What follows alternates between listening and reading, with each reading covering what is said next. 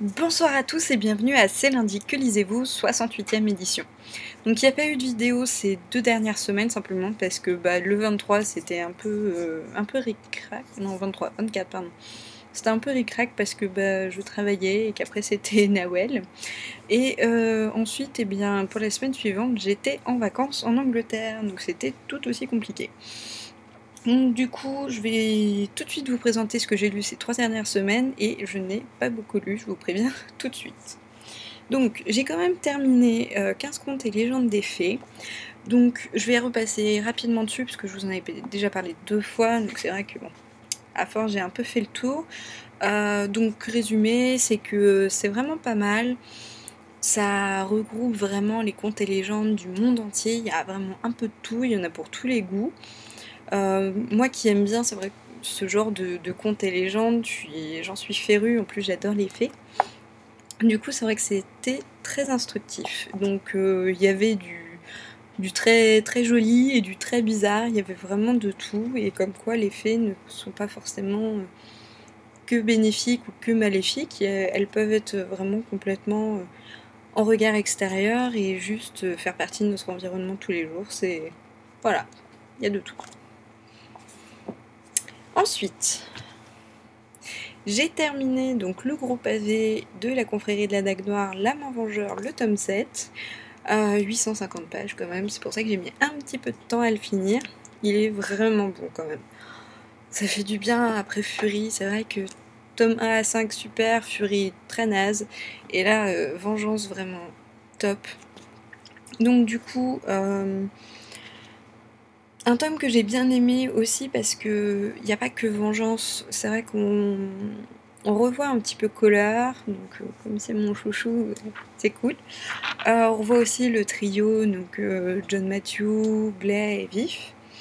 Et c'est vrai que du coup, ça met un peu plus l'accent sur eux. Donc en même temps, à 850 pages, heureusement qu'on met pas l'accent que sur un personnage, parce que sinon, je pense que ça aurait été un peu trop long. Là, du coup, on revoit toute l'équipe aussi. Voilà, si je finis ma phrase, c'est mieux. Donc du coup, c'est vraiment un bon tome. Comment dire, c'est vrai que Vengeance, on a appris à le connaître un peu au fur et à mesure, mais là, avec ce tome-là, il s'ouvre complètement à nous, c'est magnifique. C'est vraiment un mal super, quoi. Vengeance, magnifique. Donc du coup, j'ai bien aimé aussi sa femelle, Elena. Elle est sympa, bon, voilà, après, ça reste une gentille femelle qui n'a pas tout ce qu'elle veut dans la vie, qui se contente de peu et qui est super gentille. Voilà, donc du coup, ça contrebalance avec son côté méchant, vengeance.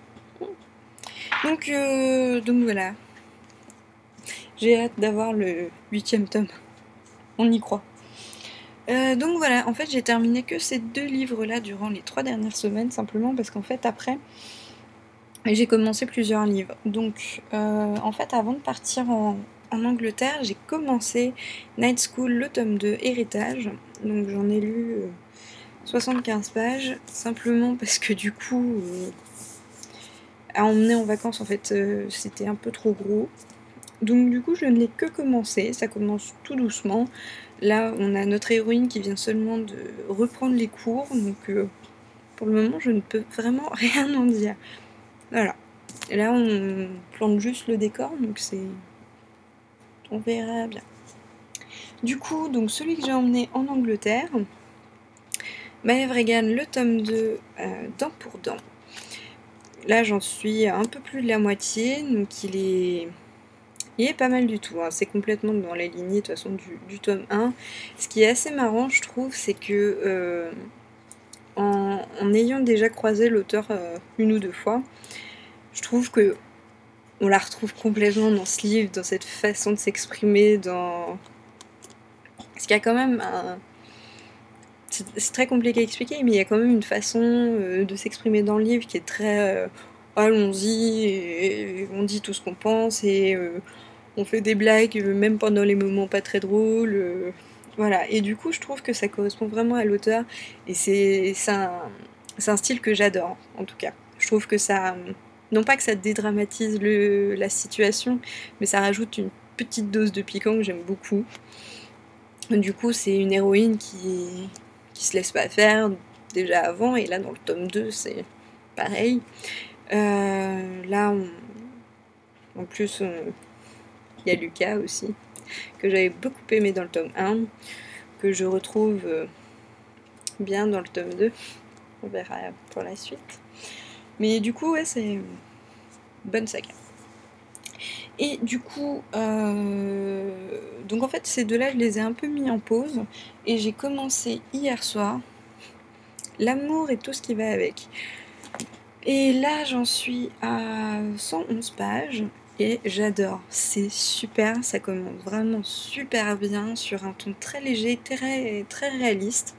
Et franchement, ça... Je trouve ça en fait...